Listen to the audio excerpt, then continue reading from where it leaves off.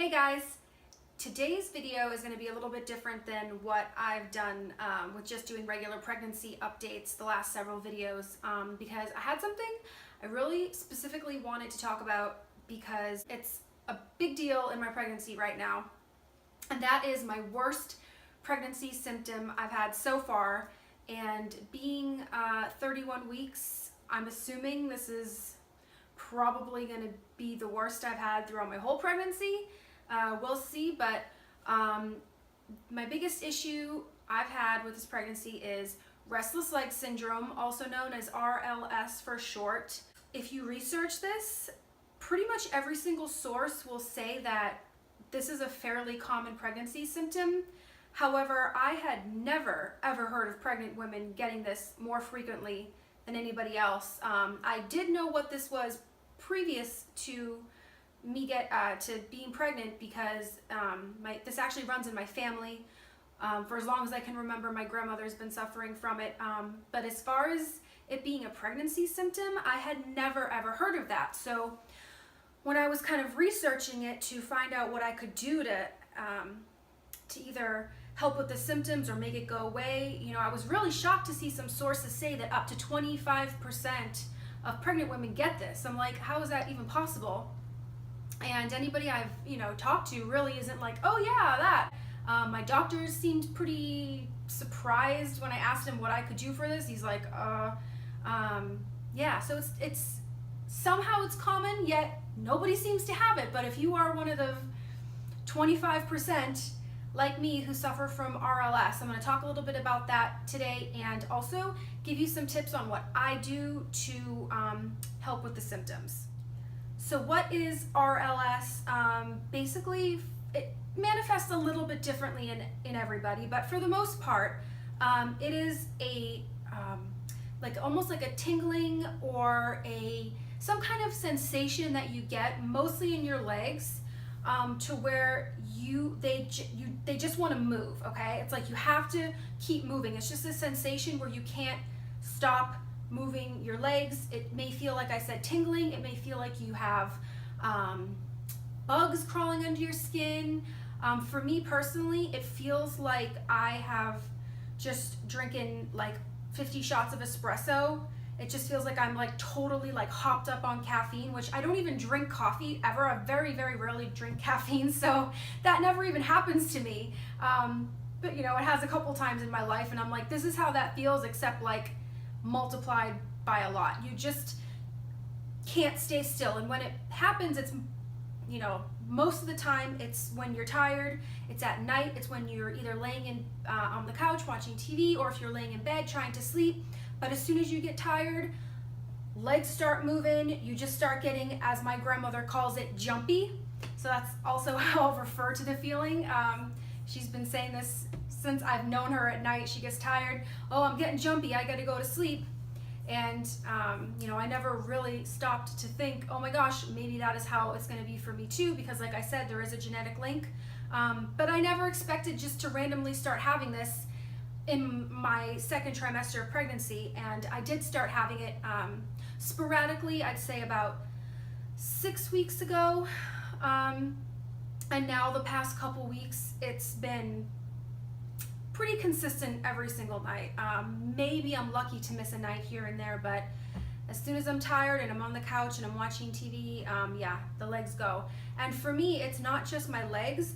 The feeling kind of takes over my whole body almost. It's like I feel it in my chest. So when I'm laying in bed trying to sleep, it's not that I can't even stop moving my legs, it's that I just can't stop like moving in general. I'm just extremely, extremely restless, and it feels like I just drank like 50 Red Bulls or something like that. That's basically the best way I can describe it. So of course it's very, very, very aggravating when you're trying to sleep and you can't stay still, and it's like your mind and your body are almost fighting each other.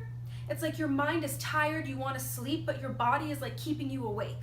It is the most bizarre, most aggravating feeling. Yeah, I guess this is what I'm gonna have to deal with for the rest of my pregnancy, I'm assuming. And some things I read online say that it will usually go away within a few months, 2 or 3 months after you give birth.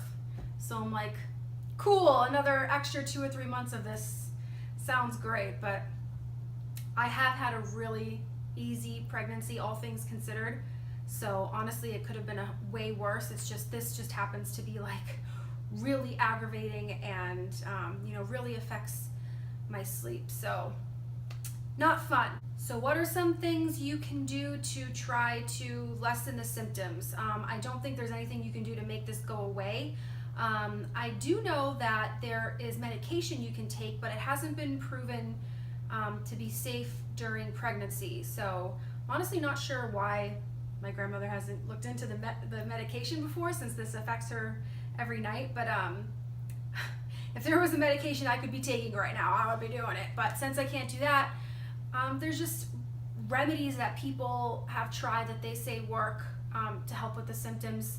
Some things I've read include having someone massage your legs, putting a heating pad on your legs, putting ice on your legs, taking a warm bath. I mean, there are so many different things I've read that people try. So it's like, okay, where do I even start? Like, it's basically everything. Like, have an orgasm, that's supposed to work. I'm like, okay, like, where do you start when there's just every single suggestion under the sun? Before I started researching it, I kind of, since you feel the need to move, I would get up out of bed and just like go like this, just like jumping jacks. Let's just try to move around and like get some of that energy out. I thought maybe that would help, but honestly, it really didn't help that much. So I read that stretching helps. I'm like, okay, I actually hate stretching. It is like my least favorite thing to do in the world.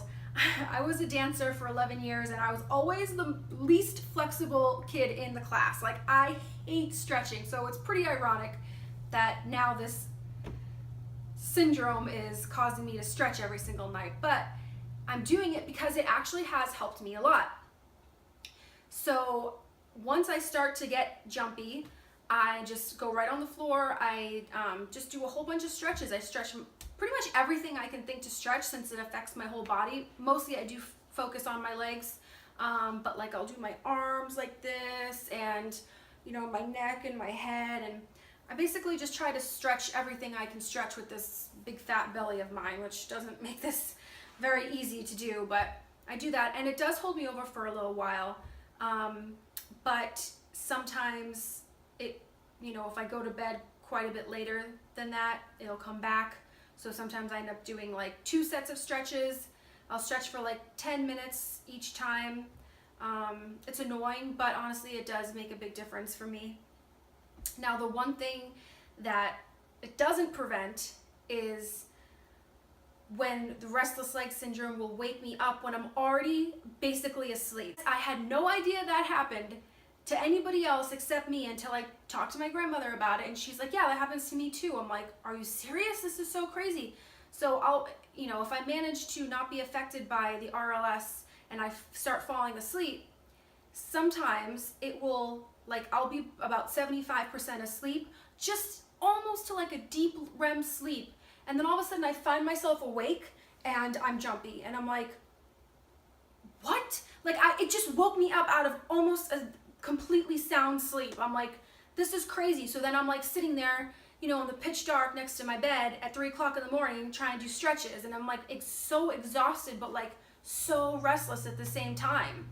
But that's what I gotta do. Like, that's what helps. And actually last night I had it really bad. Even when I stretched, I still like had a super, super restless sleep. I just couldn't stop moving. I even woke up at 8 o'clock in the morning and I was still jumpy, which never, ever, ever has happened before. So I don't know if it's getting worse. I don't know if that was just a bad night. But if you are suffering from RLS, do know that you're not alone. If you found this video on it, then you probably have been doing research into how to overcome it. But yeah, there's tons and tons of different suggestions out there on the internet. Everybody has something that works for them. Just start trying them. Just start, don't suffer with it. Don't just sit there and suffer with it. Try something.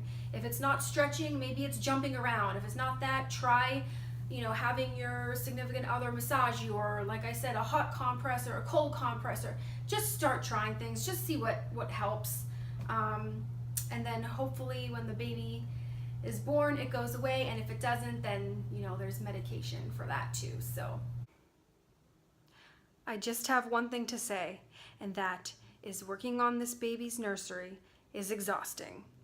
The reason for that is that I just can't do any kind of project simply. I have to complicate it. I have to do the most elaborate thing that I find on Pinterest that I absolutely must recreate or I'll die.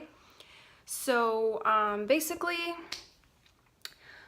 what I had planned was originally, my original idea that I saw online that I really wanted to do was a plank wall made out of reclaimed wood.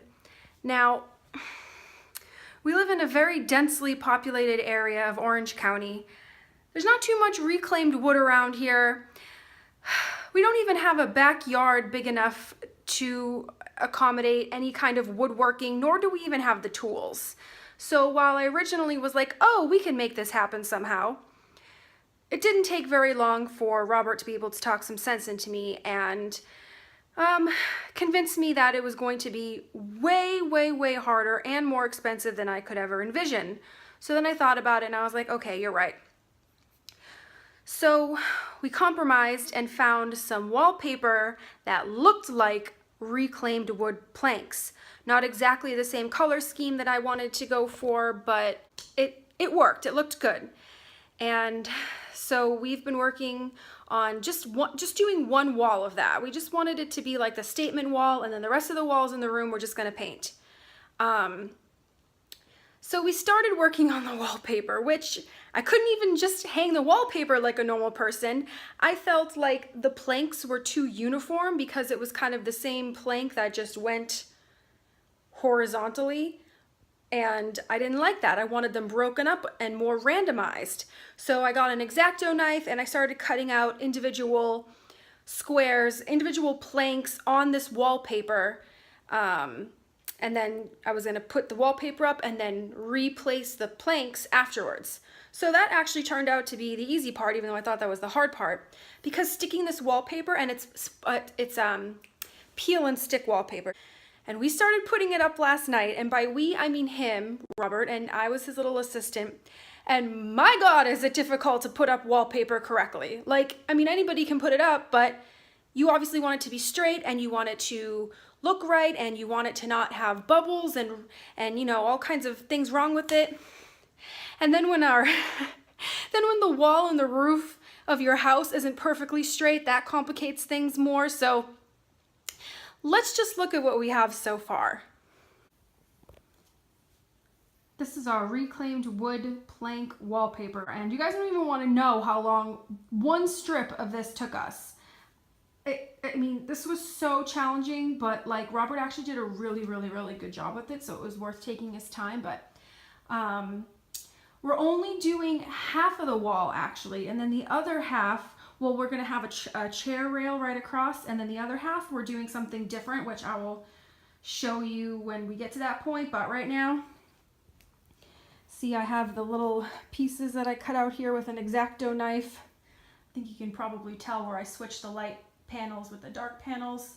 Yeah, we have a ways to go, and tonight we're gonna be doing a little bit more. So this is Robert, meticulous in his application of these peel and stick faux wood planks. Took quite a while, as you can probably imagine, but he is a champ plank layer. Yeah, that's me. Laying planks. Planks made out of wallpaper, but that's fine. You're doing a good job, honey. Keep up the good work. Planked out of my mind. We have one row left. Robert's hard at work. This is the one row we have left. We resorted to just cutting out each square individually because it was so much easier to put on this wall like that. And then we're going to do the second half of the wall in something different.